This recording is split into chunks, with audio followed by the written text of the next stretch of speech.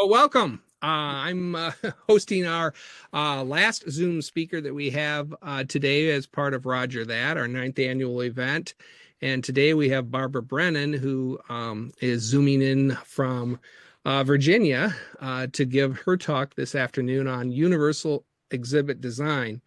I'm going to introduce Barbara first, and then she'll take it away. So, Barbara Brennan is retired from the National Air and Space Museum, and she retired in 2012 after 31 years as an exhibition designer and chair of the Exhibits Design and Technology Division. She was senior designer for Star Trek: The Exhibition, which many of you who have zoomed in who are Star Trek fans might remember in 1992. But in addition to that exhibit, she also was involved with How Things Fly, the Wright Brothers, and the invention of the aerial age, America by Air, and Pioneers of Flight, in addition to numerous other temporary exhibitions. She returned to the museum as design manager for the major renovation project that began in 2020 of the National Air and Space Museum that's currently underway, and she now serves in a volunteer capacity planning art installations in the renovated offices and conference rooms. So please welcome Barbara Brennan. Thank you very, very much. And I've chosen for my topic today universal design, which is a concept in which products and environments are designed to be usable by all people to the greatest extent possible without the need for adaptation or specialized design. That's the official definition. I started at the Air and Space Museum in 1980. The Americans with Disabilities Act was passed in 1990, at which time the Smithsonian started a special office for accessibility. And my two colleagues there, Janice Majewski and Beth Zebarth, worked with me from then on for the rest of my career, making sure that my exhibits were as accessible and available to as many visitors as possible. Now, what does that mean when you talk about what I design? A lot of people don't understand actually exhibit design. And what do? We do the layout of the whole physical space. We do the label text that are on the walls, immersive experiences, hands-on interactives, multimedia programs, all interpret the content which is created by scientists and historians to welcome the broadest possible audience. And let me see if I need to turn off something that's getting in my way before I start going. Okay. So Star Trek, an exhibition at the National Air and Space Museum, opened in 1992. This was the first exhibit after the creation of that Office of Accessibility, where I worked very, very closely with my colleagues there. And so I will first go through the design process a little bit. I was lucky enough to travel out to Paramount in California to meet the costume designer, pick out costumes with the curator. This is the costume designer here for Star Trek, Bill Tice. And he put them together for us to show us how they would be displayed. This is actually a costume that's made out of orange plastic placemats that he got at the Five and Dime store.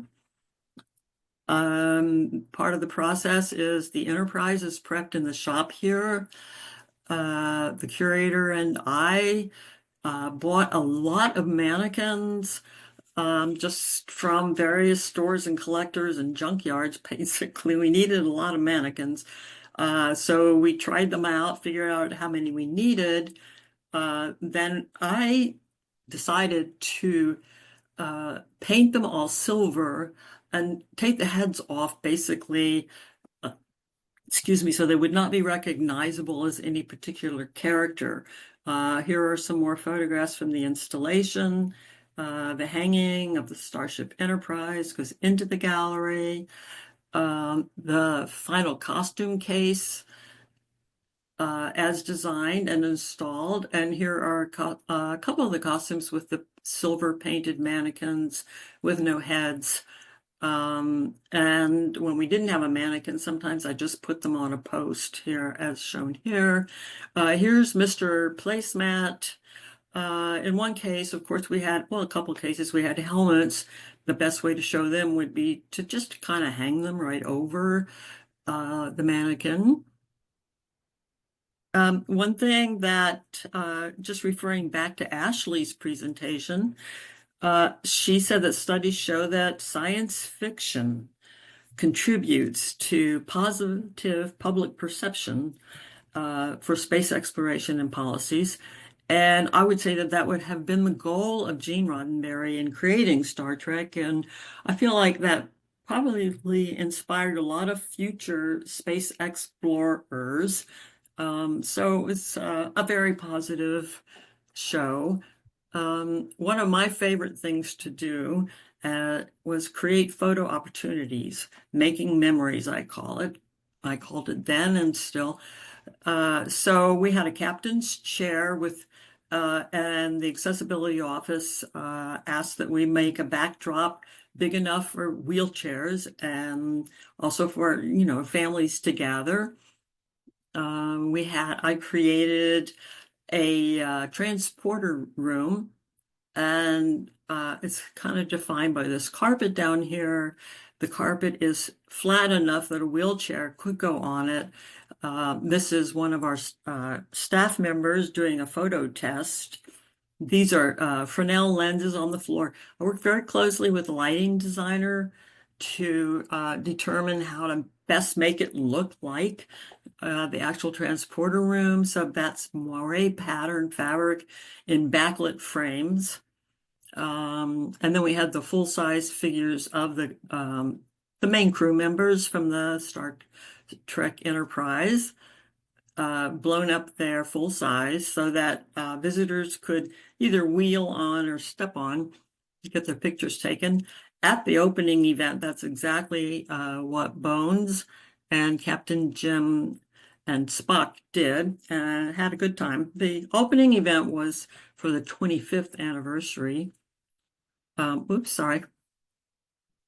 One other thing we did for accommodation, this was a film that we created for the exhibit. It has the last interview with Gene Roddenberry before he passed away. The benches are set up so that these are shorter on this side here, so wheelchairs could get here.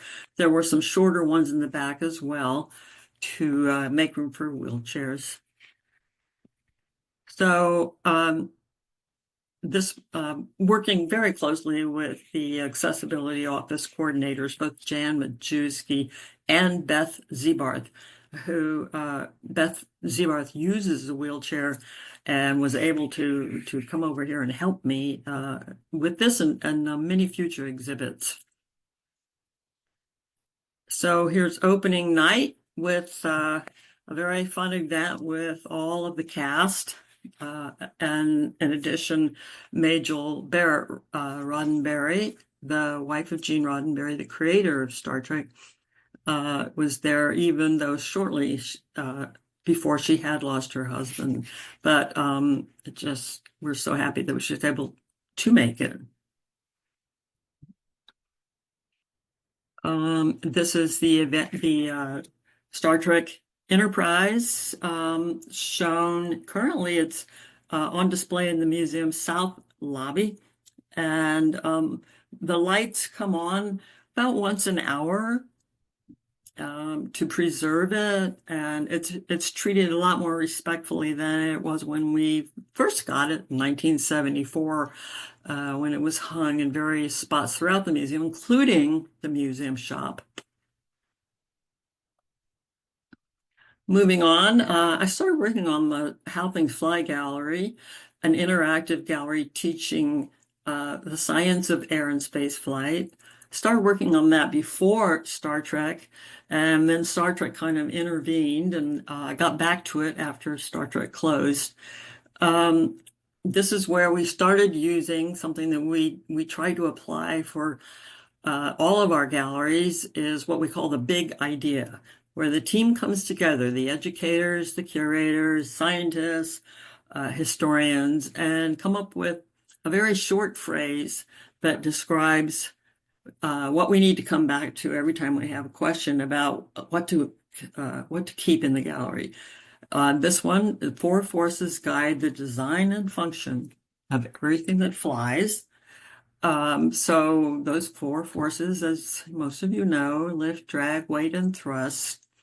And thrust and weight apply in space, and all four of these in air. So these are a group of explainers that are young people, high school and college students that we hire. They're very well paid. They work in the gallery. They give science demonstrations every day. And so these are the four main panels right at the entrance of the gallery so I did a photo shoot, took them up to the photo lab, all these explainers, and had them pose for me, and then created these illustrations for the entrance area. So the explainers program, the college students mentor the younger students. It's a great opportunity for them. Here they give science demonstrations every day, and here's an entrance panel with the daily science demonstration schedule. A little bit further in, I'll show some pictures of them in action, and along with a link in case you know anybody who would be interested. I think you have to be 15 to apply to this explainers program, but it's been so popular that it has expanded throughout the museum, and it's at our Hazy Center Annex as well now. So I don't know how many explainers are in the program at the moment, 30 or 40, I believe. This is a view of the gallery. Working with the accessibility office, I made the decision to raise the gallery up onto several levels so that we have a lot of compressed air interactives and wires, of course, for electrical ones. So I wanted to make sure that all of that stuff was stowed under the floor. But it's an easy to access. It's what they call a computer floor. So they can come along with people who are maintaining the exhibit can lift out a square of this tile. It's a tile floor and get to the whatever it is they need to fix. There's stairs with railing that extends, and also every time you have stairs, you have to have ramps as well.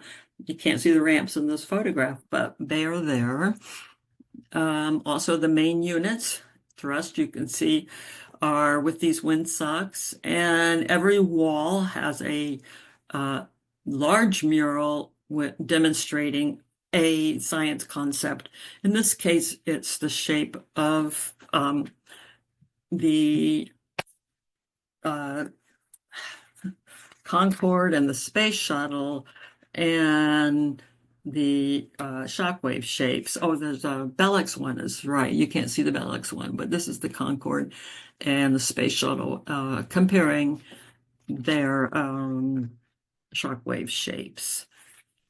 Yeah, each of these are the interactive stations at the touch screen. Each one has a removable stool so that wheelchairs can pull right up. I wanted to thank, let me see, what was the name of the other person who was speaking a little bit earlier? Oh, Shayla. Thank you so much, Shayla, for mentioning the curse of knowledge. Because I work with a lot of museum experts, scientists, and historians who frequently would say, everyone knows that a propeller won't work in space. Well, and then my job would be to go, time out. No, everybody doesn't know that. So the minute I heard, everybody knows, I know that my job is to advocate for the general audience and say, hey, I think we need an interactive that explains why propellers don't work in space. That means we need to create a vacuum. So there is an interactive like that. Here's our vacuum jar back here. So the curse of knowledge is definitely something that you have to deal with pretty often if you're going to do science exhibits or history exhibits too, for that matter. Here are some of our physical interactive experiences, learning how gyroscopes steer spacecraft. Everything is touchable in that gallery, including a turbofan blade. This is an example of the graphic panels that explain some science concepts that are very complex. The spaceflight section in the original gallery, which opened in 1996, was very small. But in the new gallery that's being renovated right now as we speak, I think it might open this summer or early next year. It will be much enlarged, luckily. So here is an explainer at work giving a science demonstration. This is a presentation area that was designed to be accessible. Wheelchairs can pull up here on the very top floor or come in on the floor level down here. Again, railing and handlebars for visitors to help them get up, sit up and down. That's required. Here's the website for anybody, if you know anybody interested, and I can put this in the chat later too. If you know anybody interested in applying to that explainers program. Also, the gallery had to have a gallery manager, somebody to hire explainers and to plan them and schedule them and plan events and develop all of the science demonstrations. So I designed this kind of a tower-looking office. That's the gallery manager's office with a view of the whole gallery. So he or she, we have both, could look out and see how things were going. One thing that I really liked about this original gallery was the Cessna 150 experience, another Making Memories photo op. Visitors could go up the stairs and get into the airplane. It's pretty small. Cessna 150 is a pretty small plane. And we put this elevator there. It's a small lift so that a visitor, parents would use it to go up and take pictures of their kids. But we had a lot of teenagers messing with it. So repairs became a big problem and they kept it locked. This sign here says must be operated by an explainer. So we went from accessible as we could be, but there's more stairs here actually to get into the plane, to not really accessible at all. So luckily, the renovated gallery, we said, this plane has got to be accessible. And so this is a rendering for the planned gallery. The proposed it will probably open next year, early next year. And we got a larger airplane. This is a 150, pretty small plane. So the larger plane, a 172, will enhance the experience. One reason I wanted it above floor level was so visitors feel like they're flying. You look out over the gallery, you feel like you're flying. Well, this one is too. There's a mezzanine, and there's an elevator that is operated by all of the visitors, not by any staff. And it's on floor level, the seating's on floor level, so that some visitors will be able to make a transfer from their wheelchair into the airplane. So it's as accessible as it possibly can be. It's enhanced with a hands-on touchscreen, interactive nearby, where if the wheelchairs can't use it, if they can't make that transfer, then the visitor can use this interactive to have as close to the experience as possible. Moving on, the next gallery was that I designed was for the 100th anniversary of flight, the Wright brothers and the invention of the aerial age, opened in 2003. And we had the original Wright flyer first successful flight at Kitty Hawk in North Carolina in 1903. We have one of the Wright brothers' original bicycles. They were bicycle makers before they were airplane makers. There's only, I believe, 3 or 4 of those in existence right now. This gallery was meant to be open only for 2 years. So it had interactives, but not as many as I probably would have gone for had I known it was going to be open always. It's been renovated now, and the new one opened 2 years ago, I believe. So it's pretty much like the old one. It still follows the story of the Wright brothers and how they invented the airplane and then how the world responded, the aerial age that they created. So let's see. There Many of the elements of the exhibit are inspired by actual photographs, and this was one of the Wright brothers sitting on the porch of their house in Dayton.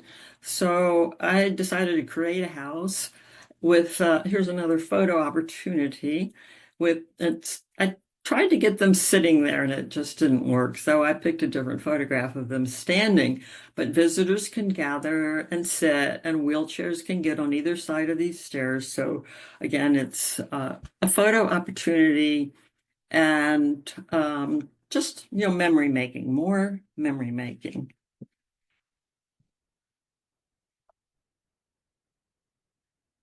The artifact cases that I designed for this gallery, again, these are mounted on the wall so that a wheelchair can just roll up under them easily. Also, I have a thing, and I don't really like the shadow that the square case tops make across the artifacts inside. So I decided to try to create case sides that are inspired by the wooden struts on the Wright Flyer, but that involved making curved plexiglass covers, which was a challenge in itself, especially for lighting. And so the answer, working closely with lighting designers, was to put the lights inside fiber optics. So it was, one thing creates another problem, and that one creates another. But eventually, we worked together. We were a great team, and solved all the problems. And it's accessible, and I think it looks good too. Looked good. We're on to the new one now. Another thing that I did for this gallery was create a theater program, and this woman is an actress playing the Wright brothers' sister, Catherine Wright. She would periodically come out on the porch, let the screen door slam. The lights would change, which would be a cue that the program was beginning. And she would talk about, I just got a telegram from my brothers, and they're on their way home, and they had a successful flight. It was very, very popular, but very expensive, and we had only planned for it to be a year, and then the gallery got continued. So the program got canceled because we just couldn't keep doing it. But I had gone back to school mid-career to get a master's MFA in theater, set designer. So I was very involved with the George Washington University theater program, and these were students that had what a great opportunity to be Catherine Wright at the National Air and Space Museum. That was a lot of fun. So one last interactive, a tactile experience, a touchable map with raised letters in Braille, describing the journey that the Wright brothers took to get to Kitty Hawk to test all of the gliders that they tested, and then also the final flight in the real actual airplane. And so horse and cart to Dayton train station, train to Old Point Comfort, Virginia, steamship to Norfolk, Virginia, train to Elizabeth City, North Carolina, where they noted the temperature was 100 degrees. And they always wore suits. Okay, go figure. Cross Albemarle Sound with a local fisherman, Israel Perry. Very nice man, apparently, because they thanked him. Battered by storms en route, they could have lost the plane. Arrive in Kitty Hawk. Local resident managers of the life-saving station help them unload horse and cart to the dunes, where they camp in a tent for the first year of glider testing. So quite a trip. And the whole story is told in this through tactile train tracks, trains, letters, and braille. And I did have a blind person from the Library of Congress who would come over and test things like that for me, and also make sure that there were no typos in the braille. So very important. My next gallery that I was senior designer was the America by Air, which traces the history of air transportation in the U.S. from airmail to airlines, highlighting the following questions. How has the flying experience changed? We know it has a lot compared to, the 1920s till now. How have improvements in technology revolutionized air travel, and how has the federal government helped shape the airline industry? So there was four main units. This is the early airmail. These were early 1920s and 30s passenger flights. Then moving on to the 40s. Then we start the jet age, and that's over here. So it's in four main units. The key artifact being the Boeing 747 that you can access from the second floor of the museum. And, so a second key artifact at that gallery was the Ford Trimotor Tin Goose. And here it is hanging. And this is an interior exterior shot showing that it was made of this aluminum corrugated corrugated tin, which is an aluminum alloy, a very expensive material, but lightweight. And so here was an accessible, immersive experience where you would sit on this platform here, push this button, and feel and hear what it was like to ride in the Ford Trimotor in the 20s and 30s. And that is accessibility coordinator Beth Zebarth testing out the interactive for me and laughing because it was fun. Very loud, very rattly. Another thing that I like to do for the photo opportunities was create these figures with seating areas next to them. This is an early airmail pilot with what they call a knee map. So I started out with a couple of colleagues at the museum posing for me and saying, yeah, that looks right. Here he is using his knee map to roll the map around along as the pilot goes to the next area that he's flying over. So then we take two educators and we make molds of their faces and hands, and then those are the two educators. And then I buy jodhpurs and boots and shirts on eBay, which is what they would have worn.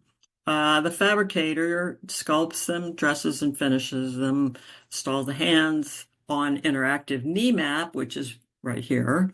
And then this is one of my classes. I taught George Washington University Museum Studies students for many, many years, 15 or so.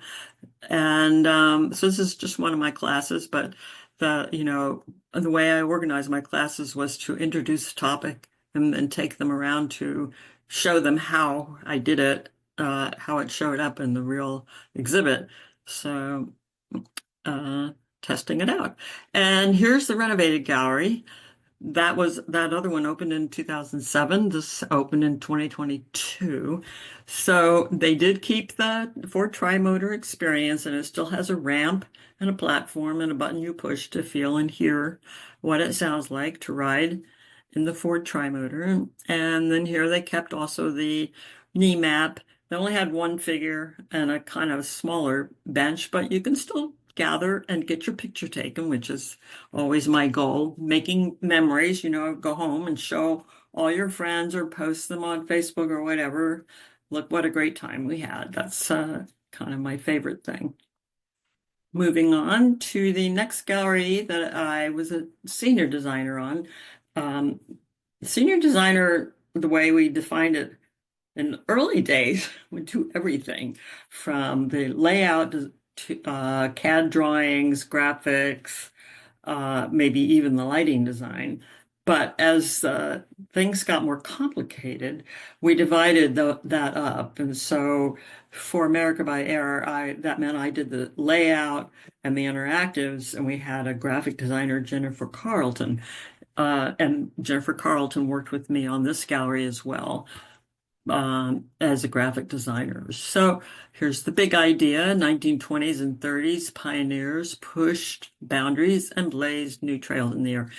Every single artifact is a key artifact because these are all of the winners of this race and that race and around the world and across the country nonstop, and first across the Atlantic, nonstop. So the donor mandate for this was to develop exhibits for 3 to 8 year olds. So they're not our typical exhibit audience. So that took a lot of thinking. We actually hired an early education expert to work with us on this gallery, and she just was amazing. One of the ideas, zooming in on one of the key artifacts. This is Amelia Earhart's red Lockheed Vega. Excuse me. She was the first woman to fly solo and nonstop across the Atlantic. Only the second person to do that. So Charles Lindbergh was the first. So, and here are the details of that flight. She took off May 30th, 1932, landed 15 hours later in Londonderry, North Ireland. So there's a lot of materials just interpreting that experience, that flight around her. So how do we develop exhibits for 3 to 8 year olds? Well, the idea I had was to look at the common kids' toys that you see in doctors' offices, like stacking toys, for one. And so this is a rocket staging concept that was interpreted through photos and text this traditional way, but then also with a tactile at grown-up level and a kid's stacking toy on the floor to teach the concept of rocket staging. Also, another idea that I had was we have a lot of toys in the collection at the Air and Space Museum. And how do you show toys? Usually we have them on cases at the top that only grown-ups can see, and they have to lift their kids up. Well, I had the idea to put them in toy boxes. So here in the Black Wings exhibit, you can see the toy box under one of the graphic panels. But and here's a close-up of it showing the toy boxes at kid level with the glass front so that they can actually see them. So, and the kids found everything that was for them because it was at their level. They went straight to it. So that really worked well, in my opinion. Here's some more stuff for kids, at kids level, just exploring what's packed in the duffel bag for the Charles and Ann Lindbergh plane. Kids opening lots of things that you could open. They look like crates. So, and they had a handle on them. So kids see a handle and a door and they'll open it. They'll just had a good time with that. And this was a touchscreen interactive as well. That actually needed a step so the kids could get up a little higher, but these are pretty little kids. Also, we also had educational programming areas. Pretty much that's become standard fare at all the exhibits where we have interactives. Kids can learn how to turn a propeller and see how an engine works. There's a drawing behind it explaining how an engine works, and here's just a real simple how do gears work activity. And then here, what kind of tools would you use to fix an airplane? One of which is a big needle and thread. So And these are hand tools because they didn't have really power tools then. So, fun things for kids to explore. So out with the old and with the new. They started a renovation. I went back to help. I worked on this How Things Fly team for a couple of years with the renovation. It's stage two opened in 2022, stage one, excuse me. So this floor plan shows the galleries that opened then, including America by Air and Early Flight, We All Fly, Wright Brothers, South Lobby, One World Connected. I'm going to show some of those, Destination Moon and Exploring the Planets. Everything has been being renovated, every single thing. So kind of sad to see, 30 years of work going away, but change is good. So here we go. Big idea, exploring the planets, is open now. I worked on partly on the old one, and they kept a lot of the stuff from the old one, but of course it's been modernized a lot. The whole entrance this is all video. These are moving images.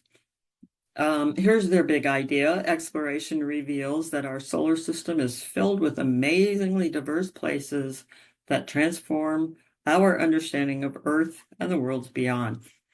The important point to make about this is that it draws on research from the museum's Center for Earth and Planetary Study, many of whom are actively involved in current planetary missions, and have been ever since I started there in 1980. That's a very exciting part about that museum. So here is a look at the new gallery. And Exploring the Planets was there when the museum first opened in 1976. So this was a long time coming for renovation. We, of course, had to renovate parts of it whenever they discover a new moon around Jupiter, for example. We'd have to go down and erase the number and put a new number in. But there were no major renovations. These big planets are all to scale. And they used to be kind of stuck away in a corner in the back of the gallery, and now they brought them out because they were one of the more popular elements. And the back walls, there's a very heavy use of media, videos, touch screens, and projections.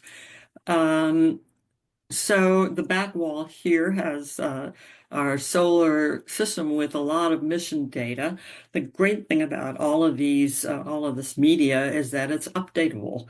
And with things changing so quickly, we don't have to go down and erase. We can actually do it from a central control area down in the basement where they are managing the updating this on a pretty regular basis. So here's a close-up look at that back wall. With exploring our solar system, various missions to, Jupiter, Juno, and they've got some updated information about Juno. And it's pretty exciting to be able to do that. You can see that the projections above and below stay the same. So this is the part that gets changed regularly, this middle section. But it's pretty exciting to just stand there and watch it change. And you just learn so much. And you're in space. You feel like you are actually in space watching these changes. I think it's great. Very beautiful. They have touchscreen interactives. You can plan a mission. And they have my very favorite thing, photo ops, aka selfie, in the floor graphics showing you where to stand to get a good view. For the touchscreen interactives, there's so many of them now. In fact, that's pretty much, I would guess there's at least a dozen of these in the gallery, and they all have this pad in the bottom corner. It's got to be in the same place all the time for people with low vision to find it. And this is kind of a close-up of typically what it looks like. It's got raised letters and instructions. There will be audio instructions as well for people with low vision. They use floor graphics a lot in the gallery as well. Um, so moving on to another one, uh, just recently opened, totally renovated, is One World Connected. The big idea for One World Connected is aviation and space flight connect the world, which is so true. Not so long ago, a small village was a person's whole Earth. Today, air and space technologies connect everyone on Earth through travel, communications, and satellite imagery. So that's from their main label that you can't really read here, but I felt it was important to include. Um, this is a long view of the gallery. Um, this is one of their hot, main features is this globe. It's a 10-foot globe, and you with projections of Earth and various, if nobody's interacting with it, it has its own program that it goes through. But one thing that I just want to point out about having so much media, if you're going to be, show an immersive gallery that has the feeling that you are in space, then it has to be pretty dark. And all of these projections on the floor and the wall and the ceiling, and I think are hard for people with low vision to navigate.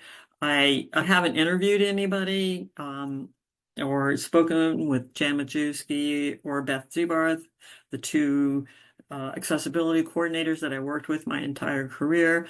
I'd like to ask them what they think, but or some people have epilepsy, and I wonder, I know lighting changes can bring on seizures.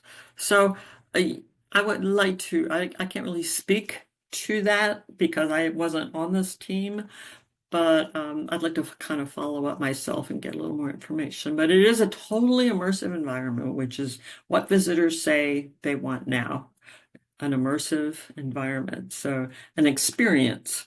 So we do a lot of visitor testing, and and also media is something, everybody is so familiar with media now. They know how. We used to have instructions for how to use a touch screen, but now everybody is so familiar with all of the media that it's we're using it. We are using it to teach what we want to teach.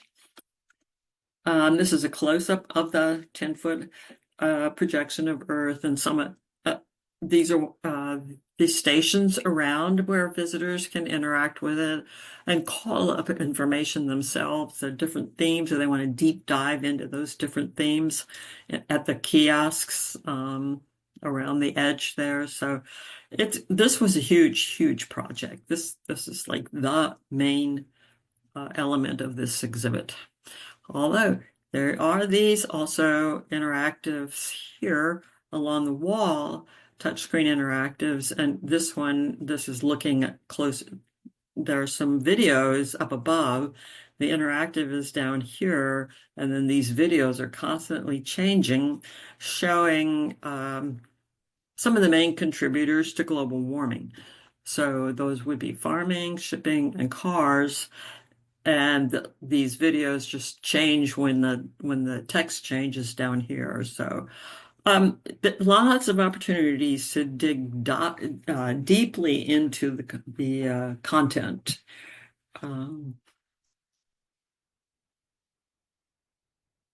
Last exhibit that I will talk about is Destination Moon. This kind of replaced some of our earlier moon galleries, and it's a more traditional approach. The entrance has a spacecraft model circling the moon. So it does have movement, and projections, but mostly it's just the traditional approach with graphics, murals, photos, artifacts, and label text. But it is updatable. They have the interactives too. They have the touchscreen interactive activities like how to build a rocket.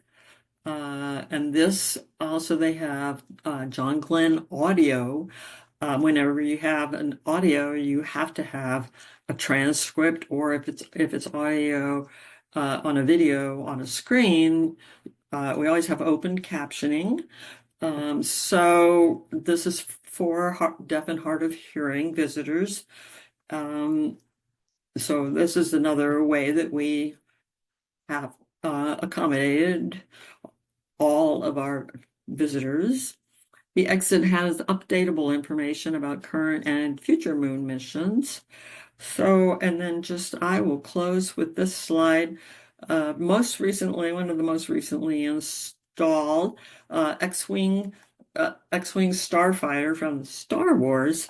When the Star Trek exhibit opened, there were many in our museum, including the museum director, Martin Harwood, who really did not believe it was appropriate for us to have popular culture artifacts, much less exhibits. And there were even some like Washington Post articles that said, should that really be at the Air and Space Museum? Are they serious?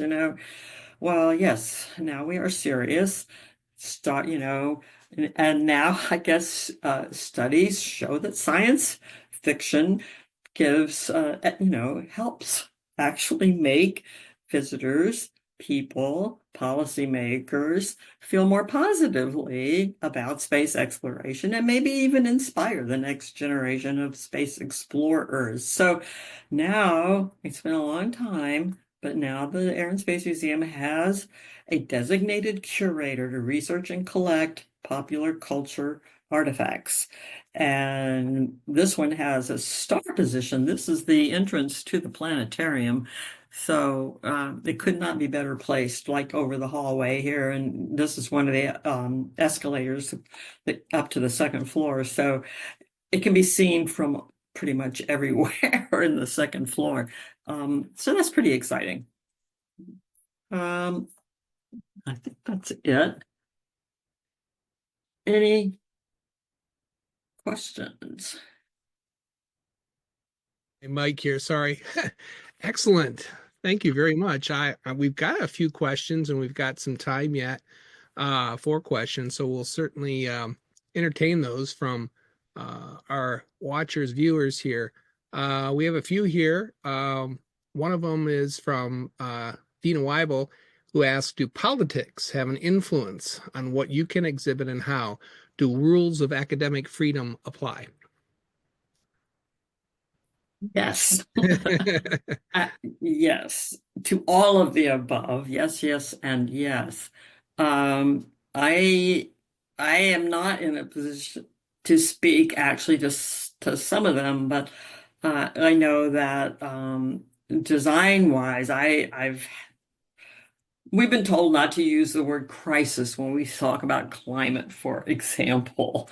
Let's just say that's one. And so that word crisis we had to go through and take that out of, and we could make it climate change, Um, there have been, and that I think that's a political choice that we've been, and I'm kind of way down on the totem pole on that one. So, I'm fine with changing climate crisis to climate change in an entire exhibit, like search and change, but it's not my position really to say, but why? Are we in a crisis or not? Sure. So you mentioned early on the Office of Accessibility. Now, does each of the Smithsonian, museums have that, or is it one office? Is it a Smithsonian office, or is it Yeah. a National Air and Space Museum office? So It's a central office. central office. So whenever Air and Space comes up with or any of the Smithsonian museums designs an exhibit, there are several central offices that need to review and approve. Office of Accessibility is one. We'll send them drawings at 30%, 50%, 90%, and the comments come back. And the 30% drawings, that's where the safety comments or the accessibility comments. By the time, you're at 90%, you've probably corrected, anything that they've said about that we have engineers who will come back and say, okay, you can show this engine here, but when you bring it in the building, it has to follow this path because it needs the support. Things are heavy in this museum, really, really heavy. So they'll come and paint on the floor, the path that the engine has to take. If you want to show it here, and you can't show it on this corner of the gallery, it has to be on this corner of the gallery. And then we're like, oh no, we have to reverse the entire chronology. Oh well, practical things like that, or I'm yeah, sure all those are quite on the forefront now with the renovation. I mean, this is yes, a major, probably, well, I think it is the largest renovation since the museum was opened, I believe, certainly is. Yeah, 1976. So, inside and out too, yeah. because the Right. exterior panels, the limestone panels, were coming away from the wall, and rain was getting behind them. And so anything that's dangerous gets fixed first, so that you've seen the whole exterior get reclad. But also with COVID, I started in 2020 back to help them with the How Things Fly Gallery and the Climate Change Gallery, which is climate change, not climate crisis. So I was on those two teams, and but then that I started in January of 2020, and then March we closed because of COVID, Mhm. and everything got bumped back because we couldn't. The people were getting sick for one thing. You don't want people coming in if they're getting sick. And we couldn't get the supplies we needed, so everything got pushed back. All of the opening dates have changed. I'm curious how much of your involvement with this renovation is also includes, I believe it's the Bezos Education Center, or is that you talked about, I think, these explainers, which I thought was really great to get students involved in not only museum studies through that, but Yeah, also young people engaged with the public who are very yeah, enthusiastic and are yeah. current with a lot of the questions that young Mhm. kids might have. I think that's excellent. Is that something that's being embraced even greater with this new education center? Maybe you could Yes, address that a little bit because I know that's coming. That's further east of the building, I think, right? Or correct. Well, it's where the restaurant used to be in the yeah, McDonald's. where the McDonald's used to be. Right, right. So there will be a restaurant on the bottom, but it won't be a McDonald's. It'll be a food services, I believe. Now we do have a new cafe downstairs in the basement level that is open already. Yeah. But also the Basel Center, there will have offices. Our education department was down in the basement for many, many years, where they had like three offices practically, and we didn't have any meeting rooms or classrooms um, per se. We had that one classroom that had to be shared by everybody. So it's going to be a nice big space where there will be an enlarged education department and more classrooms, lots of classrooms. So, and I believe it will be accessible from multiple floors, so that if you want to go in from the second floor, the last set of drawings I saw, but I'm not reviewing or commenting anymore on that because I retired. Mhm. I have a hard time with retirement, but that was 2022, the last time I'd looked at anything. And I know there've been so many comments about it's a very back and forth process. So, um, yeah, That's great. I look forward to that. yeah. Um, I've got another question here. We this is again from Dina. She said, "Did you ever spend time observing how people interacted with an exhibition, and did anything surprise you, or a type of interaction you expected never materialized?" Uh, yeah, we always do studies. We do pre-studies when we ask visitors what they already know, and then we try to develop exhibits that help visitors understand things that they maybe are confused about. I'm thinking of How Things Fly in particular, but and then afterwards we do studies to see if we're successful. What what we found out in our our summative evaluation study of how things fly was at the drag exhibit. Nobody understood our interactives. But our problem was we didn't have any money to fix them. So it took another, I would say, 10 years before we actually came up with some new versions that we tested with the public, and they got drag. We had them spinning three different shapes and which one slows down fastest, and just simple. But and they actually did understand a whole lot better. So yes, we do testing and we learn a lot, and it takes money to fix it. Yeah, that's that and um, maintainability and of exhibits. I mean, I always love interactive exhibits, but as soon as you have any contact, there's wear and tear, Oh, on yeah. those mechanisms, and things break down. You mentioned the elevator, I think, which was exposed to some use and abuse by some of the visitors until they could figure that out later on. But I imagine with the Smithsonian, especially the Air and Space Museum, I don't know if it still ranks, but as far as numbers, but for a long time, it was the most visited of the Smithsonian museums. Uh, I think they yes. share that now with the Museum of American History, or sometimes it flips back and forth, but it's still Right. is Yep. very much traffic, and it's freely accessible to the public, which It is. obviously people We do come. that on purpose. Yeah, And the most popular exhibit was How Things Fly. And one way we measure that is what we call dwell time. And people will spend an hour in How Things Fly, and they might have spent, 10 minutes in one of the other galleries. So, of course, when you're interacting with things, that's, right, right. every, That happens.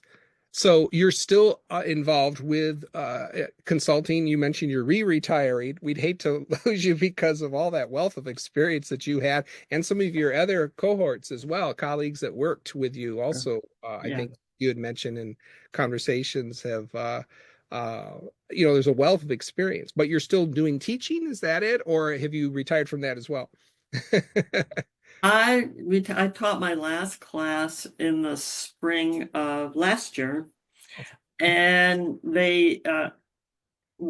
I wanted one of my former interns, who's now exhibit designer at the National Museum of American Indian, and he's just an amazing guy, bachelor's um, in graphics and a master's in interior design, just great guy. I wanted him to take over my class for me. Well, but the Smithsonian changed their policy and they won't let us make any money teaching as adjunct professors. So Mhm. he wasn't going to do that. And I didn't want to keep doing it. So I think that the exhibit design program at George Washington University is going to go away.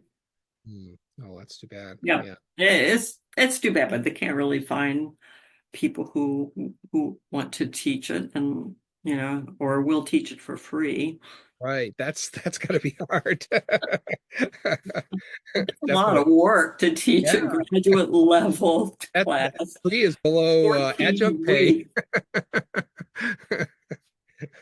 Well, it looks like we're at 3:30, and it's definitely been a pleasure, a great pleasure having you join us, Barbara. So thank you so much for being here. And I'm going to see you again hopefully this summer.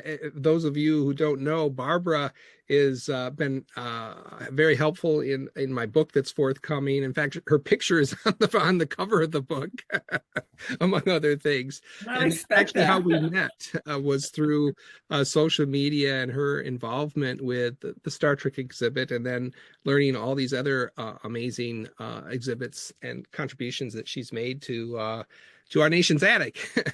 And it's been great having you share those Thank you. experiences. So I'll I'll let us go, and if anyone does have questions that they still would like to ask, this talk will be on Zoom. It'll be recorded for later.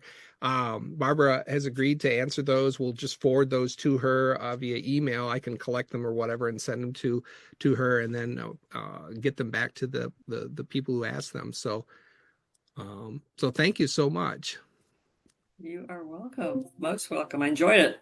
Thank you, Okay. Barbara. Yes, thank Very you. nice, exciting, interesting presentation. Thank And you. I'm looking forward to seeing everybody who's in town to head to campus now. They're 4 o'clock with all the events. And for those of you who are staying online, 6:30 p.m. we'll be streaming the talk by Commander John Harrington. So that one we're not recording, everything else we're recording, and I'm just about to shut the recording off. See everybody later. And Bye. Bye-bye. Bye.